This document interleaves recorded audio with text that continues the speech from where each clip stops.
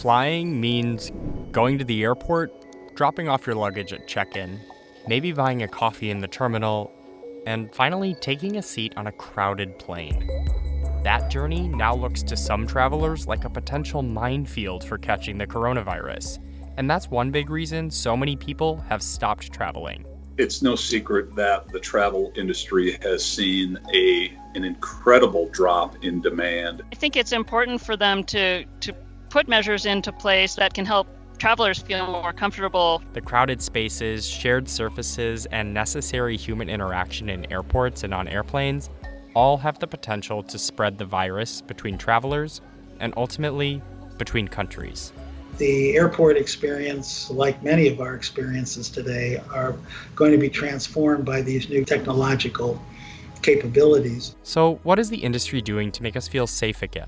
And how could that change the way we fly? Let's start at check-in. The use of face masks by everyone is going to be the most important measure we can take to minimize the risk of transmission while traveling. In India, passengers have to show they have a contact tracing app installed on their phones in order to enter the terminal. And at Delhi International Airport, luggage has to go through a UV sanitizing tunnel as well. Inside the airport, on top of disinfectant wipes and hand sanitizer, some companies have started making prototypes for self-service kiosks that are touch-free. This one from Millennium Automation allows travelers to make selections by moving their head. The evolution in that direction actually started significantly before the pandemic. The pandemic has added urgency to the greatest extent possible. If a touch is required, it's on your device, on your phone. For those with luggage to check, kiosks that allow flyers to tag and hand over bags themselves could become the norm. But for now, many still require you to pass luggage off to an agent, which means standing in line. But now with all the basic social distancing accessories. There are social distancing markers in all of the queue areas. There will be plexiglass shields at every station where an agent is available to assist a customer. Next comes security. This is where some airports are trying to not only prevent COVID-19 transmission, but identify passengers that may be carrying the virus. London's Heathrow Airport is running trials of temperature scans to look for travelers with a fever. That said, a fever is only a symptom, not a confirmation someone has or doesn't have the virus. And Lufthansa plans to offer coronavirus tests to flyers in Germany. The airline says travelers will get results in about 4 hours. 9/11 birthed the TSA. We anticipate there is going to be something to ensure the customer's safe transit through air travel. In the US, the TSA was already using facial recognition rather than manual ID checks to screen some travelers. But with a desire for more touchless tech, you might be seeing more biometric entry in the future. To some extent, facial technology may come into it for those who are comfortable with it. The TSA says biometric checks are quicker, but packed security lines still pose a transmission risk. One possible solution? Security appointments.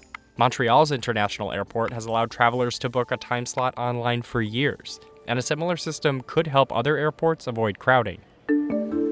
Once through security, travelers face the potential of crowded restaurants and shops. At the Port Authority's airports, flyers can use their phones to order food and retail items directly to their gate, rather than risk lines and further interaction. It's important for airports' revenues to get this right. One industry group estimates that airports bring in about $7 per passenger from non-aviation revenue. Now that may not sound like much, but last year 140 million passengers passed through the Port Authority's airports. And some brands like Estee Lauder have higher sales at major airports than they do in North American department stores. But just waiting at the gate may not be travelers' best option either, as crowds tend to form ahead of boarding. If it were me, I would probably hang out somewhere else in the airport at a different gate and wait until they're boarding. Delta is hoping to avoid the rush by boarding planes 10 flyers at a time. And they still have to be wearing those masks. If customers do not have a mask, we will have masks and we'll have sanitizer available for them throughout the journey. The plane itself presents one of the biggest challenges in avoiding the spread of the virus. For airlines, mitigation efforts start before travelers board. We do electrostatic spraying prior to every departure. The spray will kill viruses on contact. When boarding, Delta, like some others, is starting with passengers in the back of the plane to limit traffic jams in the aisle. And Singaporean airline Scoot is restricting the amount of hand luggage you can bring on board to avoid a scrum at the overhead bins.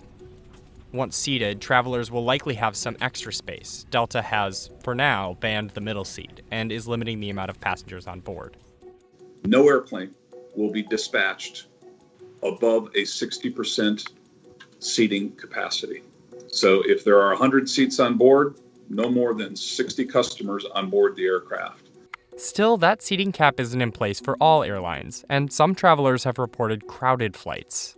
And when the middle seat does return, it may be surrounded by dividers or facing the other way. The confined space makes onboard ventilation even more important to people. Good airflow is key to diluting the amount of virus potentially floating around. We use filters called HEPA filters, the same filters they use in hospital, ICUs and emergency rooms. Every 2 to 5 minutes, depending upon the aircraft type, the air on board the airplane is exchanged with outside air. Some airlines are also eliminating meal services, in-flight magazines, and duty-free carts, while others, including Delta, are opting for pre-wrapped snack packages, all to minimize contact. For now, airports and airlines are able to implement some of these strategies because not that many people are flying, which is also due to travel restrictions and reduced flights. But the real question is whether airports and airlines will invest in these measures, and whether they can afford to operate with them in the long run. We are not going to give up on our level of safety. And if it means that we have got to completely re-engineer our processes in order to allow more to come and allow profitability to return, we are going to do it. Until there's a worldwide standard, a lot of these crucial decisions will ultimately come down to the individual airlines and airports. These measures have to be effective because if there is some outbreak on an airplane, then nobody's going to want to travel anymore.